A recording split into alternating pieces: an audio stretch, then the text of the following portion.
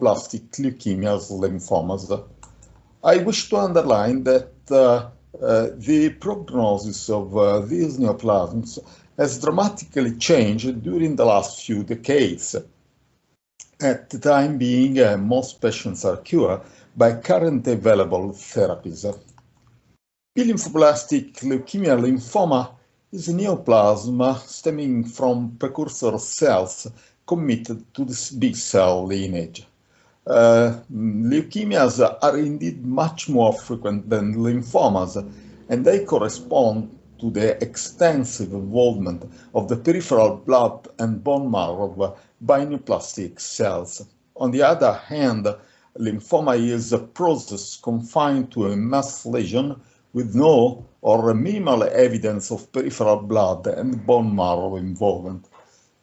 However, the distinction can be at times arbitrary, since one can see patients with MS and involvement of the peripheral blood and bone marrow at the same time. B-lymphoblastic leukemia lymphoma is primarily a disease of children, more often younger than 6. Several anatomic sites can be involved, and among these I wish to underline the central nervous system and testis, which represent sanctuaries of the disease. On morphologic grounds, the tumor consists of lymphoid elements of relatively uniform size with a very high nuclear cytoplasmic ratio.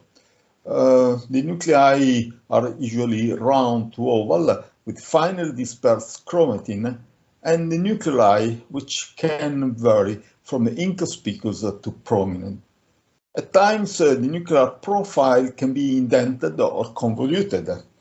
And on this respect, I wish to remind that in the past, a convoluted nuclear profile was regarded as pathognomonic of T lymphoblastic lymphomas leukemias, and obviously this is not the case, since it can occur also in the setting of B lymphoblastic leukemias or lymphomas.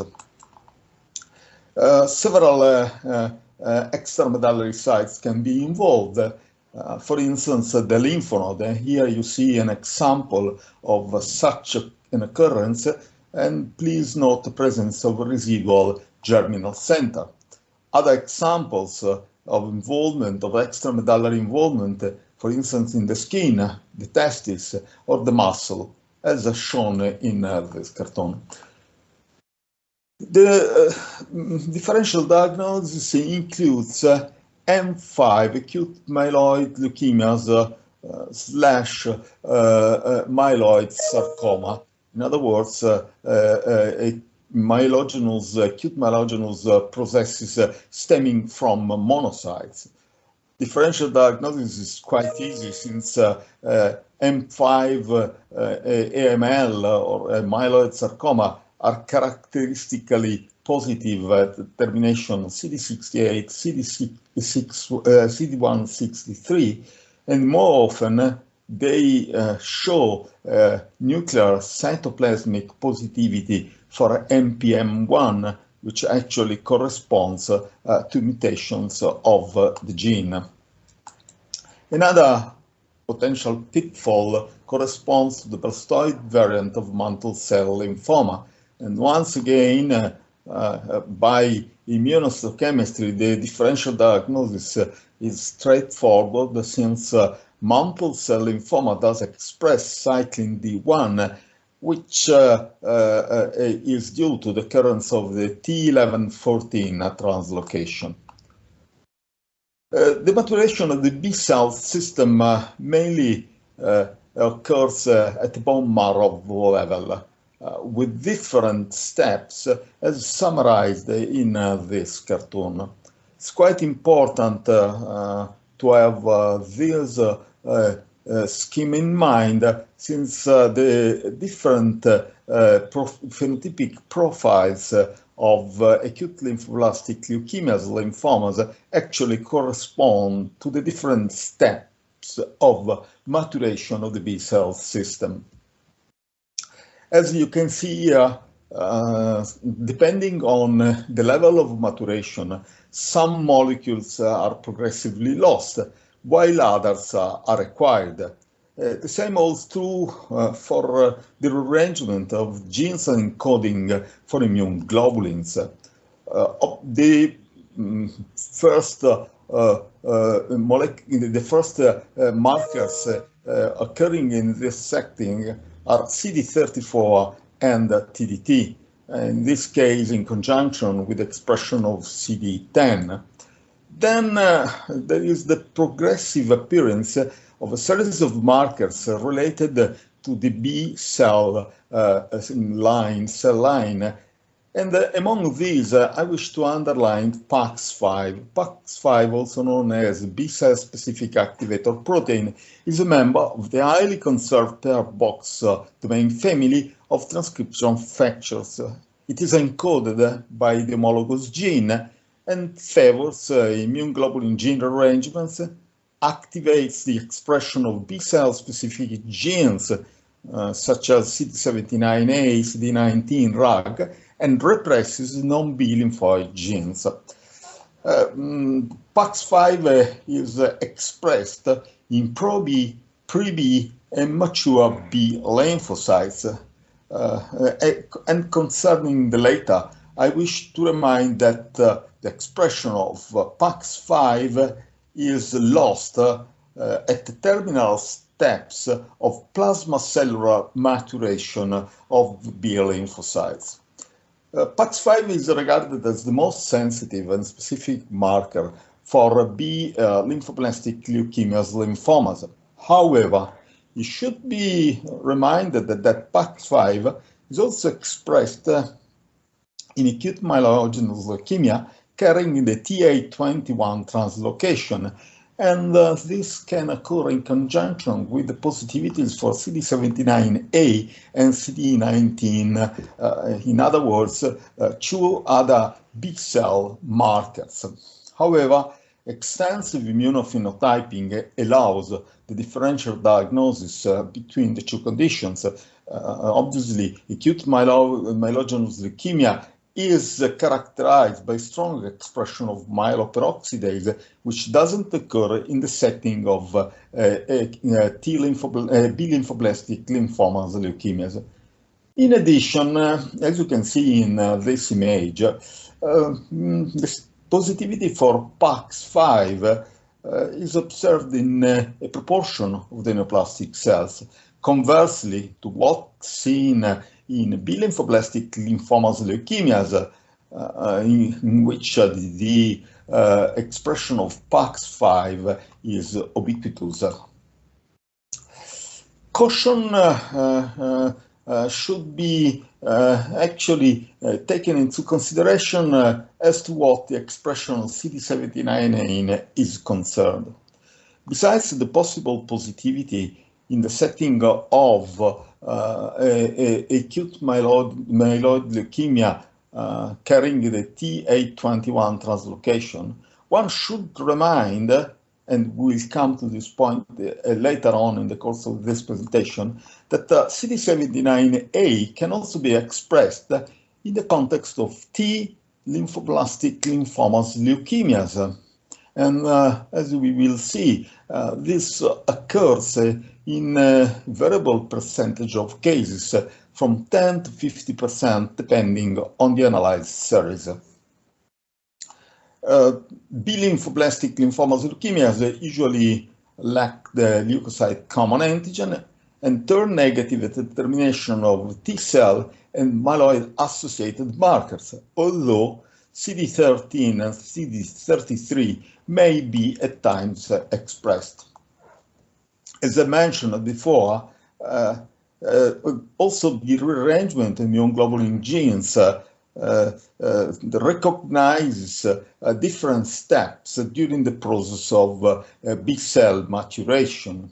And please note that at least in the first steps of maturation, there is no rearrangement of immune globulin genes. In addition, one should remind that the rearrangements of the genes encoding for the T-cell receptor may also be seen in a variable percentage of cases, up to 70%, depending on the series. The phenotypic profile of lymphoblastic lymphomas leukemias actually reproduces the different steps of maturation, pro-B, pre-B, immature B, as summarized in this cartoon. As you can see here, some molecules are progressively lost. This is the case of CD34 and TDT, while others are acquired, such as CD20. One should also remind that at the pre-B level, there is a cytoplasmic expression of the mu heavy chain, and only at the end of the differentiation spectrum, there is expression of surface immune globulins, IgM, IgD. Potential pitfall is represented by the increased numbers of mature lymphoid cells, commonly termed hematogones, which can resemble lymphoblasts, and are observed sometimes in children, and more rarely in adolescents and adults, after chemotherapy for acute lymphoblastic leukemia or lymphoma, or malignant lymphomas, after bone marrow transplantation, in the course of viral infection, as shown in this composite image, or even in patients with non-hematopoietic tumors.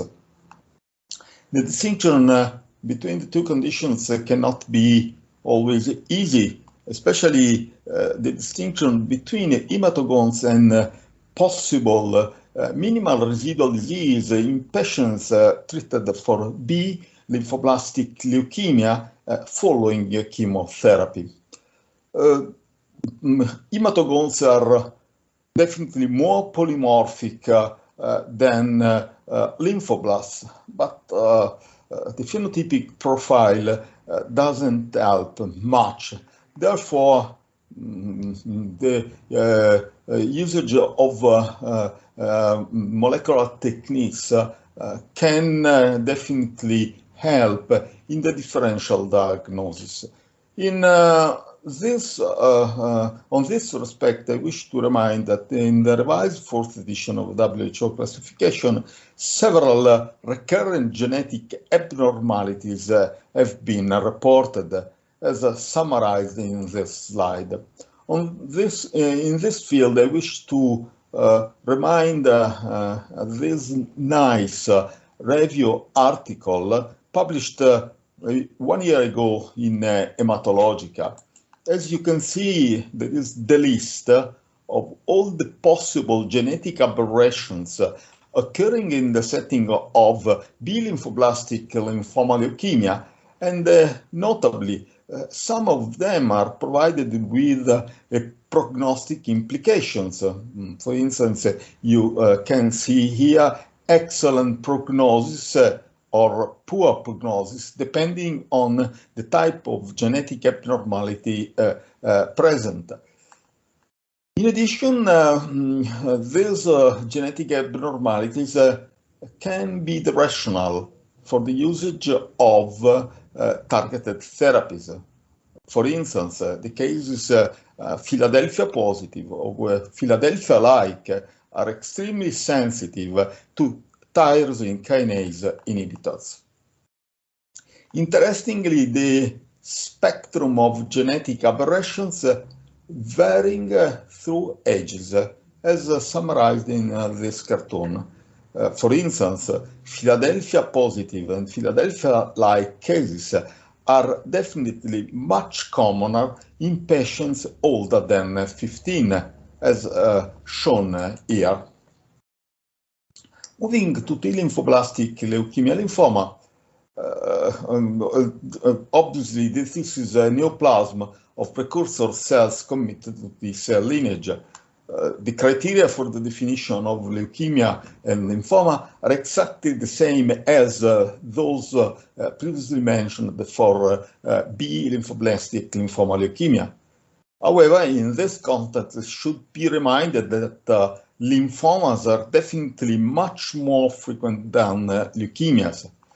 several anatomic sites can be involved, and I wish to underline the frequent occurrence, more than 80% of the cases, of the mediastinal masses, and this is not definitely surprising, taking into consideration the development of the T-cell system.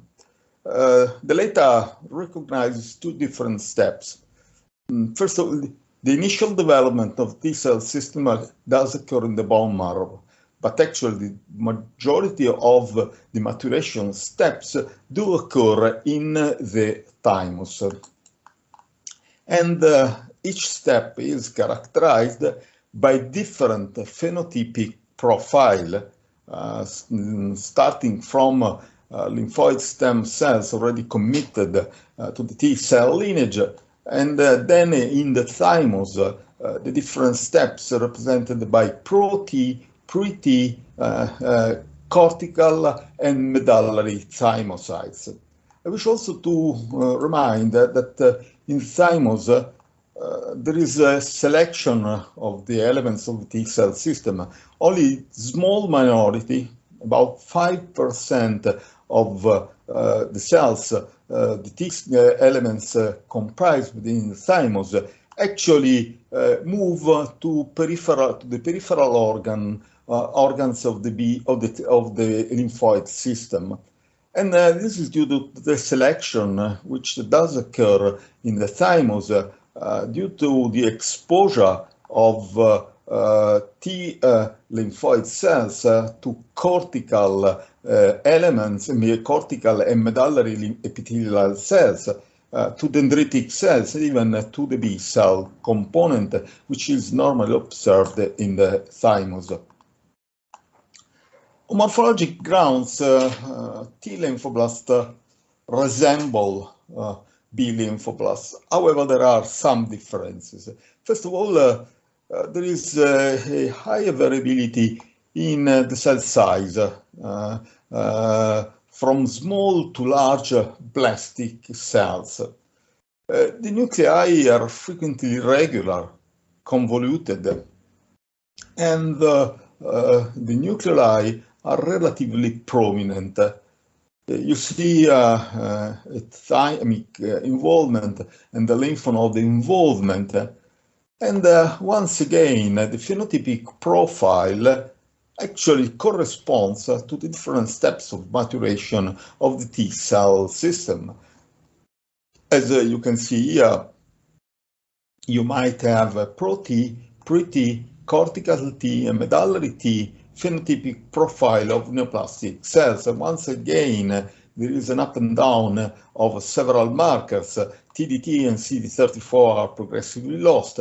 Other markers, such as CD1A, are progressively acquired. And finally, there is the commitment to the CD4 or CD8 T cell lineage. As mentioned before, CD79 can be aberrantly expressed in the setting of T lymphoblastic lymphoma leukemia. This was shown for the first time by David Mason and myself a long time ago in 1998, and confirmed by independent studies. The expression of CD79A depends on the series analyzed from 10% to 50% of T lymphoblastic lymphomas leukemias. Obviously, the distinction from a B lymphoblastic leukemia is indeed easy because of the lack in the setting of T lymphoblastic lymphomas leukemias of the expression of PAX5, and in contrast, the expression of CD3, which, as you can see here, in large part of the T-cell differentiation does occur at the cytoplasmic level in the form of the epsilon chain of the CD3 molecule. Well, a possible differential diagnosis corresponds to T-cell prolymphocytic leukemia. The later obviously lacks immaturity antigens and does express CD52 that turns also to be a potential therapeutic target for the usage of alemtuzumab. In addition, there is expression of T-cell associated markers as shown in this cartoon.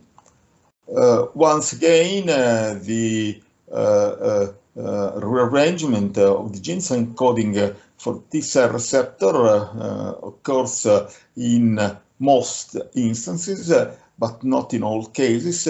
And at the same time, also rearrangement of the immune globulin genes can be detected. As previously mentioned in the setting of B-lymphoblastic leukemia lymphoma, also in tumors from lymphoid T precursors, several genetic abnormalities do occur, and they can be provided with both prognostic and therapeutic interest, as summarized in this cartoon. A condition which should be taken into consideration is represented by indolent T-lymphoblastic proliferation. This is a condition which usually does not occur at the thymic level. Thymic mass is indeed frequent in the setting of T-lymphoblastic lymphoma leukemia. I wish to show you a couple of examples. The former refers to a 48-year-old man who showed hypertrophic tonsils and underwent a tonsillectomy. As you can see, the normal structure was not completely effaced. There was an enlargement of the T zone, which contained immature elements as shown by the expression of TDT, CD1A, CD10, and CD3 at the cytoplasmic level. This is another example, once again occurring at tonsillar level.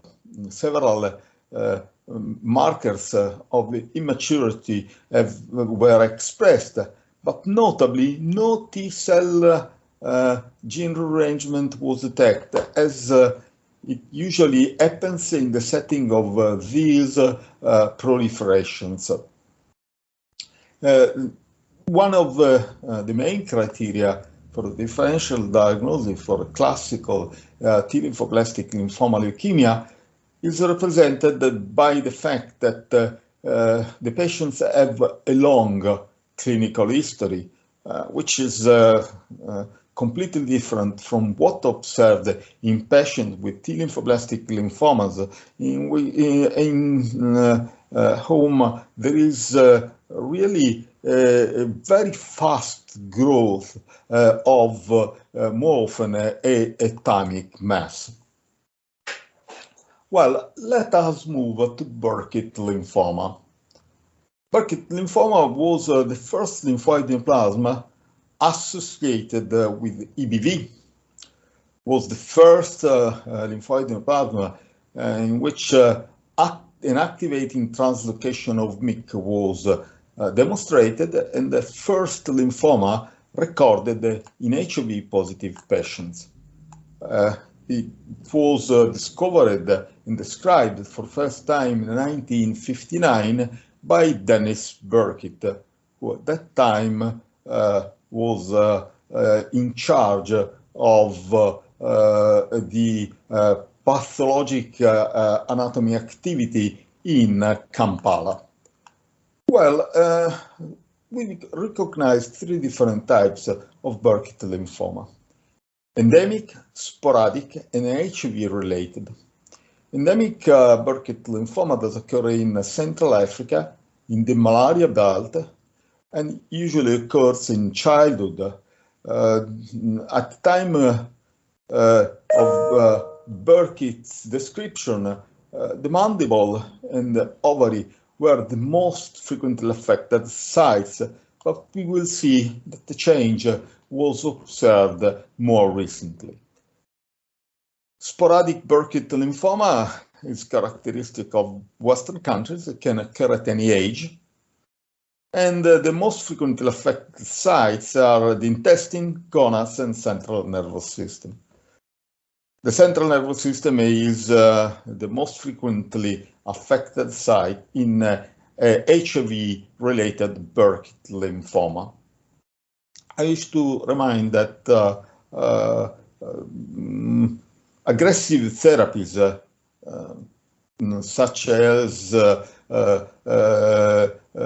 BFM from the German group turned to be very active in the context of Burkitt lymphoma, and most children are cured thanks to these therapies. Focusing on endemic Burkitt lymphoma, it was postulated that the onset of the tumor is due to the cooperation of different factors.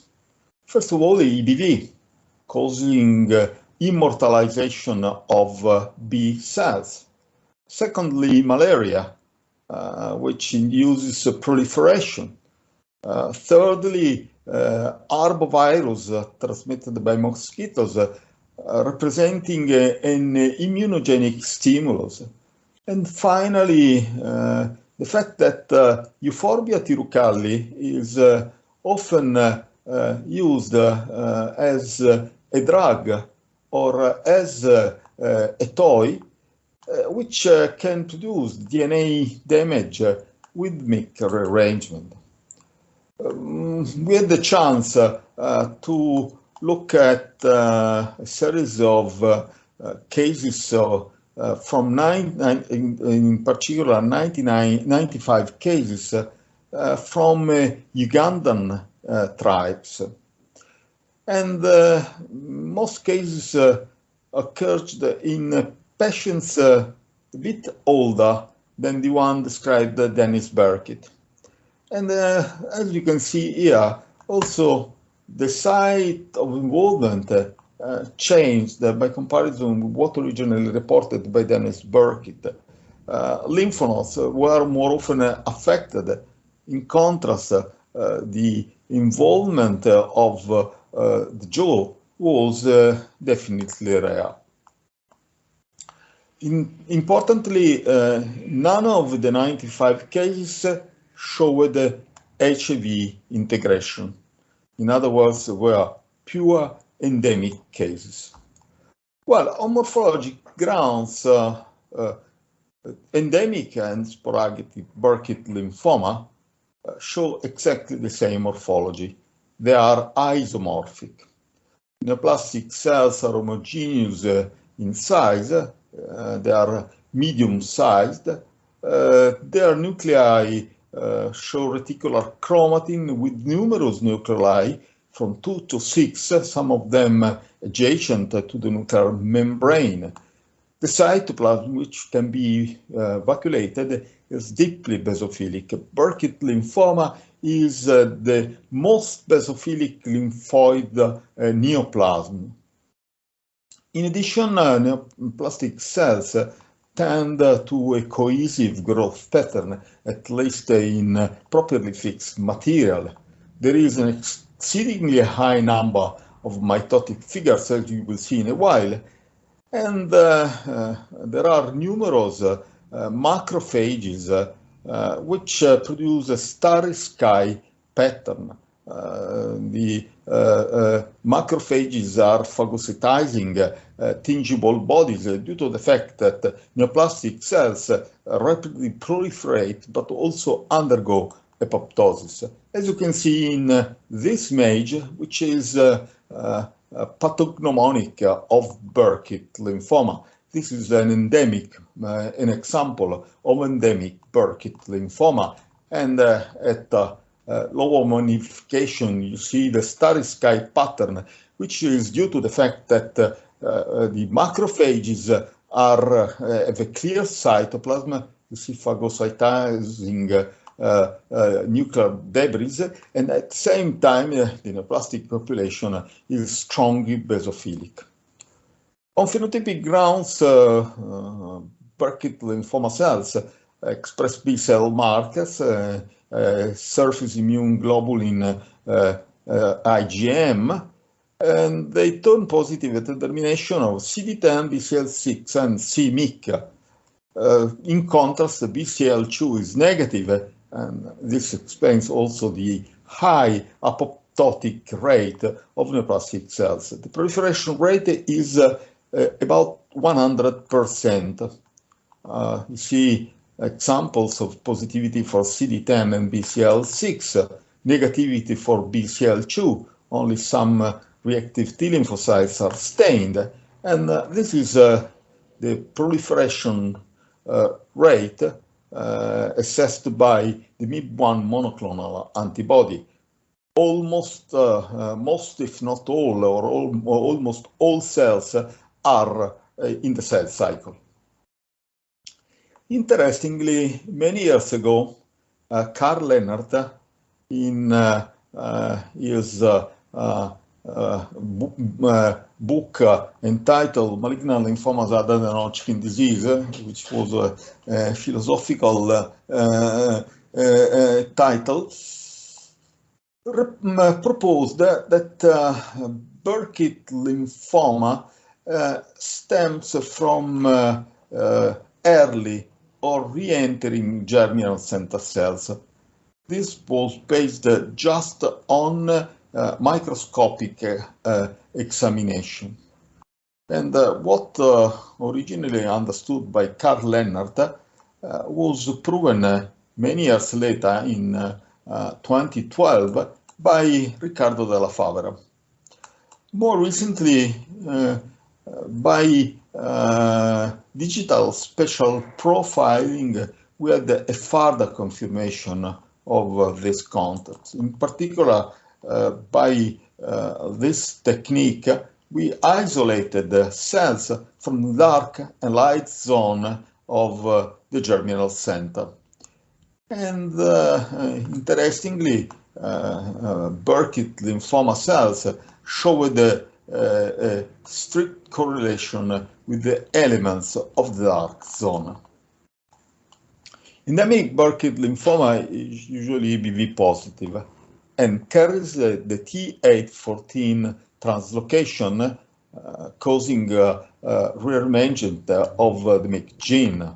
You see here the positivity for EBV infection shown by EBA in situ hybridization.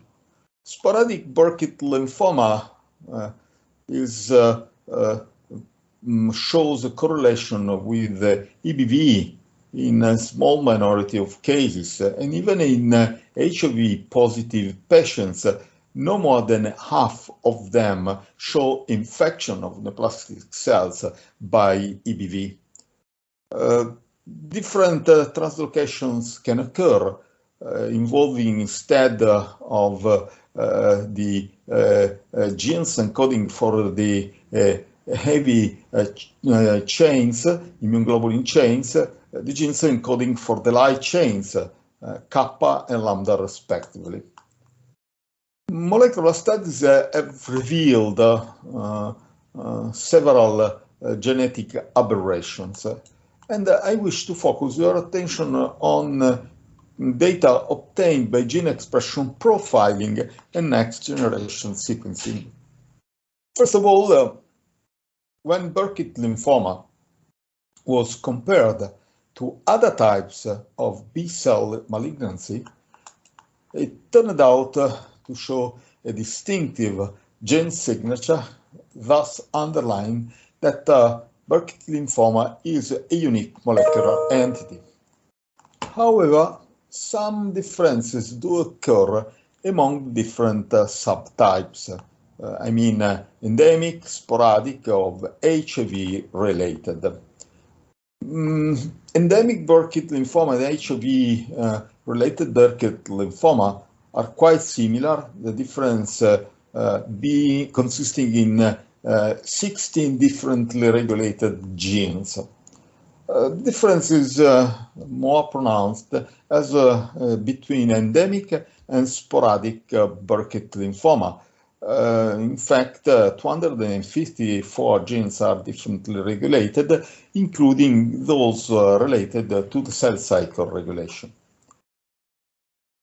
Both sporadic and endemic Burkitt lymphoma has been the object of next-generation sequencing studies. In particular, the NCI group showed that in 70% of sporadic Burkitt lymphoma cases, mutations do occur affecting the transcription factor TCF3 or its negative regulator ID3. And in other words, TCF3 activated the pro-survival PI3 kinase pathway in Burkitt lymphoma, in part by amplifying constitutive B-cell receptor signaling. We studied by RNA-seq a series of 20 endemic Burkitt lymphoma cases from Uganda. First of all, besides the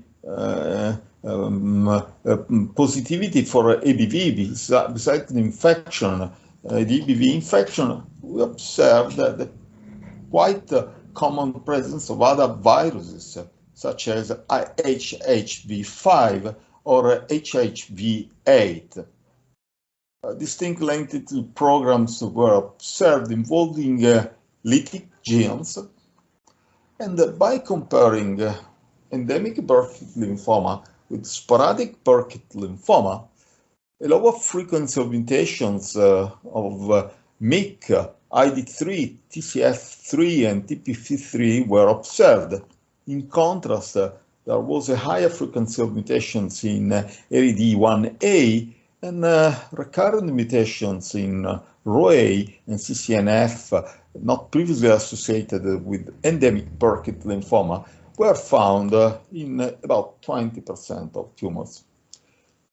Interestingly, the samples with the polyviral infection showed lower numbers of somatic mutations, suggesting a dual mechanism of transformation, mutational versus viral driven. To complete the discussion of Burkitt lymphoma, I wish to focus on two conditions which can be confused with Burkitt lymphoma. The former was represented a provisional entity in the 2017 edition of WHO classification, and it was termed Burkitt-like lymphoma with 11q aberration.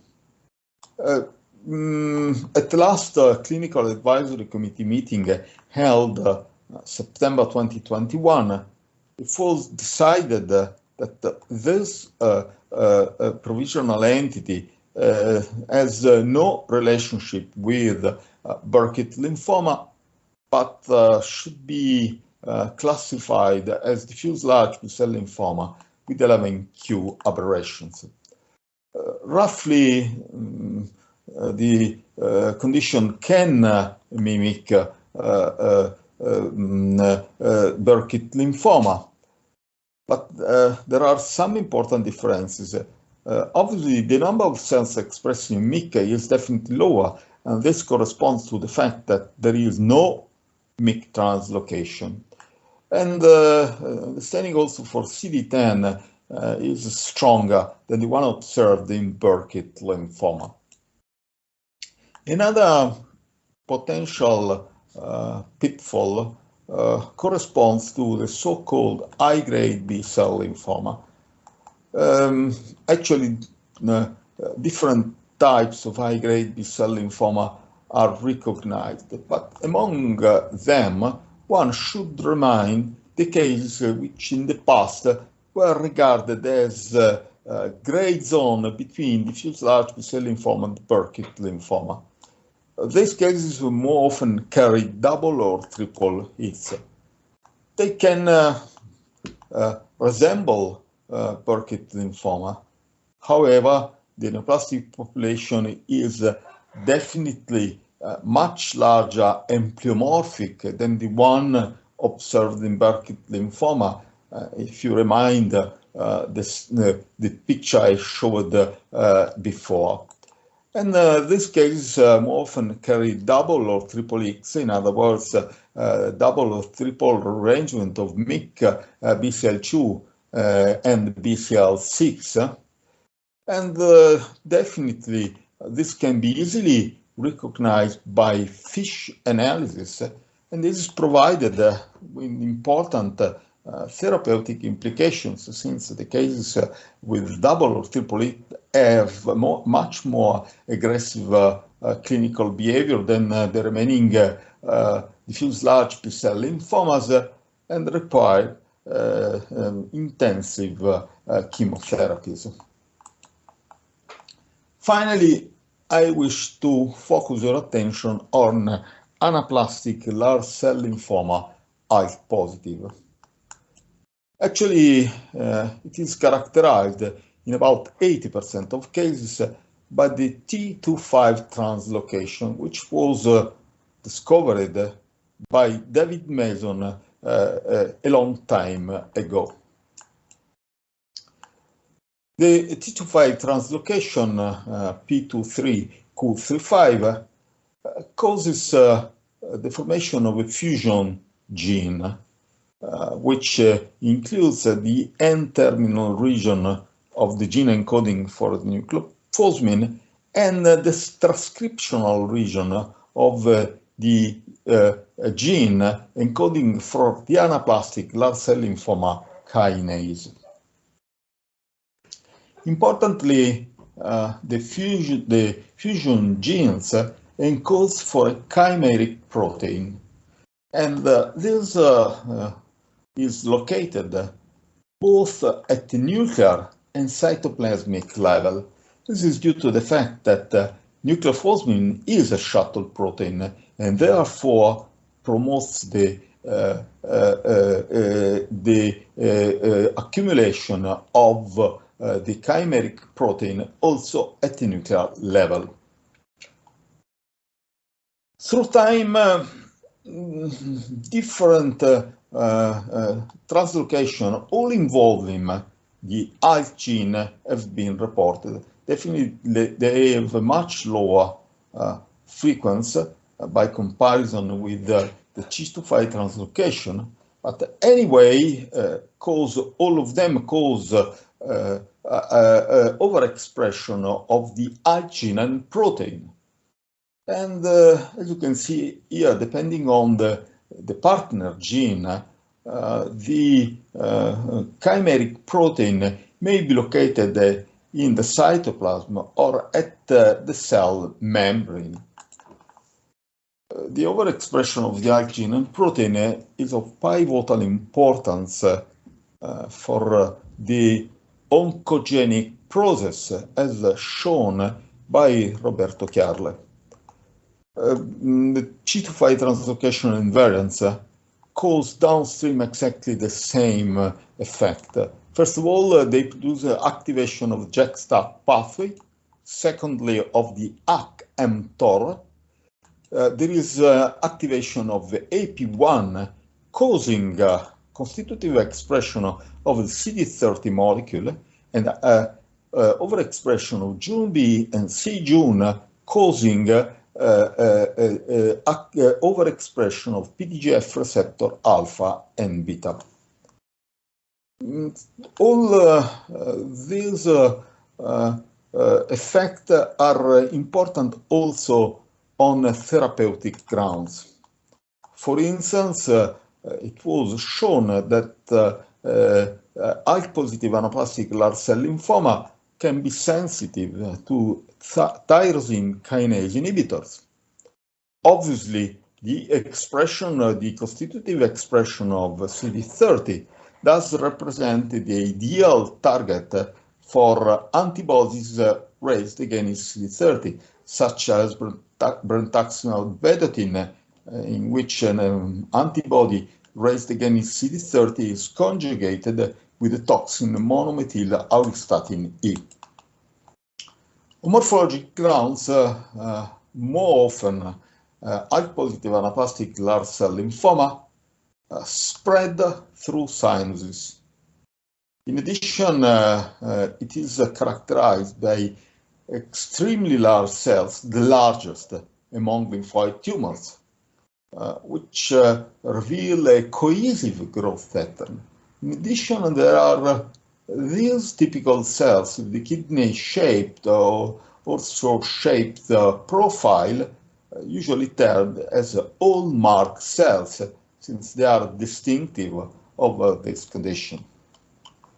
Because of the intrasinusoidal diffusion and the cohesive growth pattern and the anaplastic features, in the past, anaplastic large cell lymphoma was misinterpreted as malignant histiocytosis on the one hand, or metastatic involvement by undifferentiated carcinoma of unknown primary site. But obviously, the CD30, the expression of the CD30 molecule allowed, which I wish to remind that CD30 is typically expressed by activated lymphocytes, allowed the correct interpretation of this pattern. Besides the constitutive expression of CD30, the cells often express the epithelial membrane antigen and systematically express cytotoxic markers, and among them, I wish to remind perforin. In 1/3 of cases, the leukocyte common antigen can be lost, and obviously the expression of EMA and the expression of and the lack of CD45 was once again cause of confusion in the early time of immunohistochemistry with undifferentiated carcinoma. Another interesting phenotypic expression of anaplastic large cell lymphoma is represented by PDL1, which once again can represent a therapeutic target or the rationale for the usage of immune checkpoint inhibitors. Well, besides the pattern I described, which does occur in about 80% of ALK-positive anaplastic large cell lymphoma, morphologic variants have been reported in the literature. One of them is the so-called Hodgkin-like variant, which can mimic nodular sclerosing Hodgkin lymphoma. The lymphohistiocytic variant, in which the anaplastic cells are to some extent obscure, but the huge amount of reactive macrophages.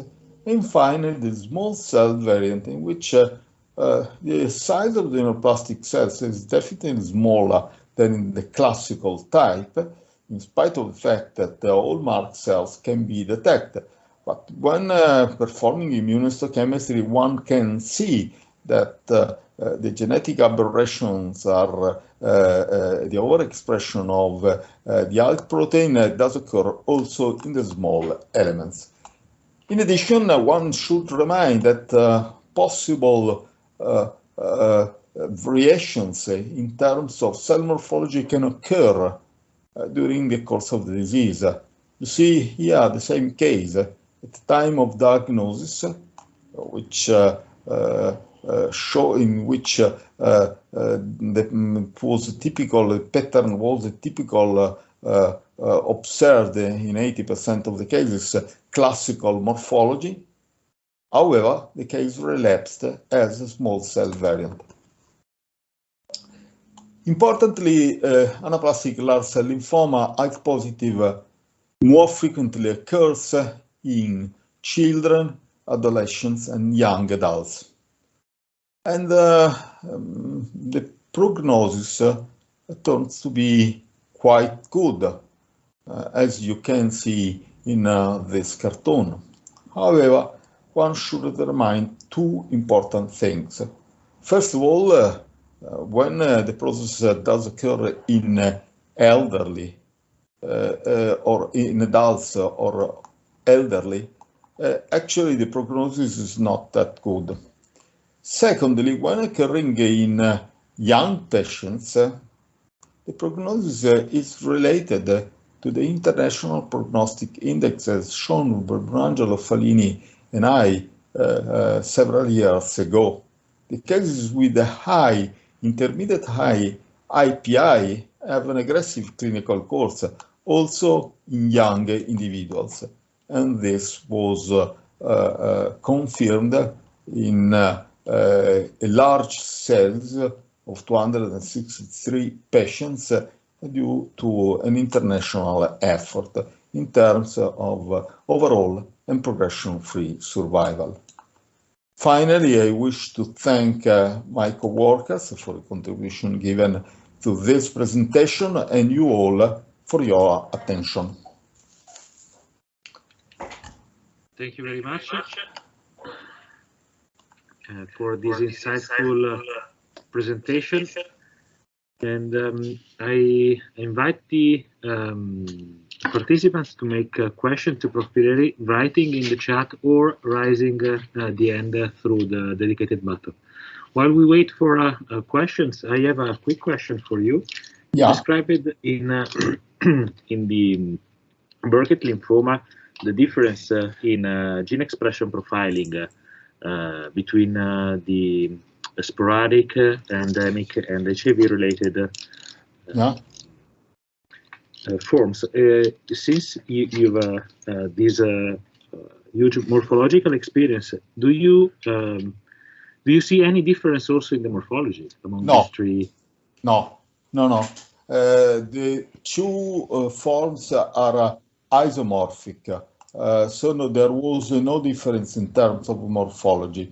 The only difference was in terms of gene expression profile. Take into consideration that we analyzed 28,000 genes and only 256 turned out to be differentially expressed. There was actually a difference, but this had no impact on the morphology and phenotype. Thank you very much. We have a question from the crew. Dr. Raal from Humanitas. Ok. Toad? Aspetta, sono collegato, sì? Yes. Okay. Congratulations, Prof, for your excellent presentation, as usual, despite such a huge and broad topic. My question is a practical one, okay? In this lesion that you called indolent lymphoblastic proliferation, do you have a trick or recommendation to advise in a bioptic material to distinguish the indolent proliferation from lymphoblastic lymphoma? No, it's not that easy. The only difference is represented by the fact that the proliferating cells in the lymphoblastic proliferations turn to be less atypical. But actually, I think that one should take into consideration the clinical history of the patient. Usually, they have no mediastinal mass. This is the first point. The second point, obviously, the proliferation is quite slowly progressing. So in other words, there is a history of months, which is not compatible with lymphoblastic, T-lymphoblastic lymphoma. Usually there is a dramatic increase in the size of the mediastinal mass, and in fact, to to come to the diagnosis is quite important, also because of the fact that very soon you have a mediastinal syndrome. So this is why I think that there are these differences. Definitely, clinical data are indeed relevant in distinguishing one condition from the other. For instance, the proliferation rate doesn't help. The Ki67 marking doesn't help in this setting. Luigi. Okay. Hello, ciao, Stefano. Thank you for this fantastic lecture, as usually. Very brief question, very short question. You have mentioned the role of PAX5 in acute lymphoblastic leukemia, and we know this is a checkpoint in the B lymphoid maturation and the leukemogenesis. If I well remember, some years ago was published a paper from the group of St. Jude's Research Hospital in Memphis, so a multi-center study where they stressed also the role of PAX5 aberration, genetic alteration, for instance, P80R or PIX5 altered. Question, practical question, do you perform such analysis to better define the prognosis of this lymphoma? No, I didn't. Actually, I think that I mentioned the PAX5 because of practical reasons. I know the different steps. We are in the early phases of B cell maturation along with the other molecules, with the other genes. No, I haven't applied such an approach, which is mostly molecular. To B lymphoblastic lymphomas, leukemias. The group in Memphis has a very good experience in the field of leukemias and lymphomas. So especially in childhood. So obviously.